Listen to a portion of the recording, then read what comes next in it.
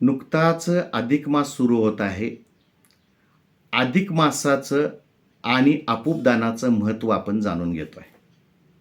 तर अधिक मासात पुरुषोत्तम प्रित्यर्थ महिनाभर उपोषण, ऐच्छिक नक्त भोजन अथवा एकभुक्त राहावे असं शास्त्रात सांगितलेलं आहे.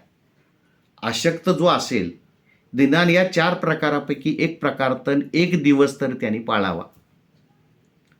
महिनाभर तांबूलदान दिल्यास काय सांगितले बघा, तर सौभाग्य प्राप्ती.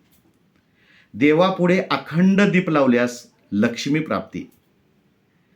निदान एक दिवस गंगा स्नान केल्यास सर्व पाप निवृत्ती. मौन भोजन केल्यास पापांचे निरसन म्हटलेलं आहे. तर शक्य असेल त्याने संपूर्ण मासात नित्य आपोपदान करावे. शक्य नसेल त्याने शुक्ल व कृष्ण द्वादशी, पौर्णिमा, कृष्णाष्टमी, नवमी, चतुर्दशी, अमावस्या या तिथीस आणि व्यतिपात व वैधृत्य असेल त्या दिवशी आपोपदान करावे असं सांगितलेलं आहे.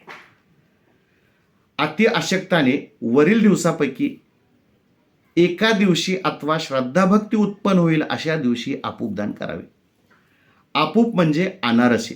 दान देत असताना मी 33 देवतांच्या स्वरूपात असलेल्या विष्णूच्या स्वरूपातील सहस्रकराने युक्त श्री पुरुषोत्तम भगवान यांच्या प्रसन्नतेसाठी, सर्व पापांचा नाश होण्यासाठी, पुत्र पौत्रास, धन धान्य, आरोग्य व कल्याण यांची वृद्धी व्हावी म्हणून, तसेच या लोकात आणि परलोकात सुख मिळावे या हेतूने पृथ्वीदानासारखे पुण्य मिळावे म्हणून आपूपदान अर्थात गोड पदार्थाचे दान मी करीत आहे.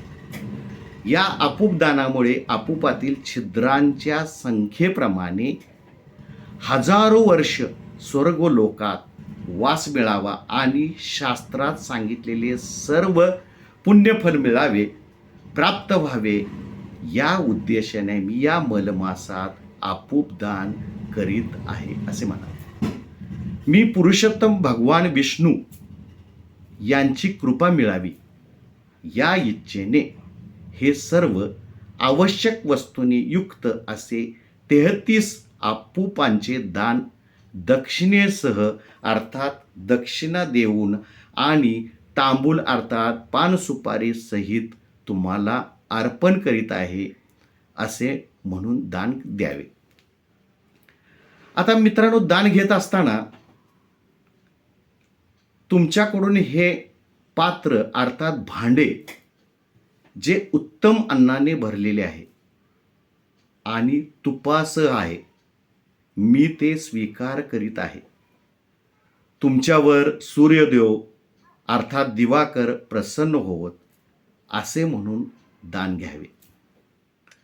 जो काय म्हटलेलं आहे, तर जो 33 आपोपदान देईल त्याला पुत्र पौत्र विपुल संपत्ती प्राप्त होईल.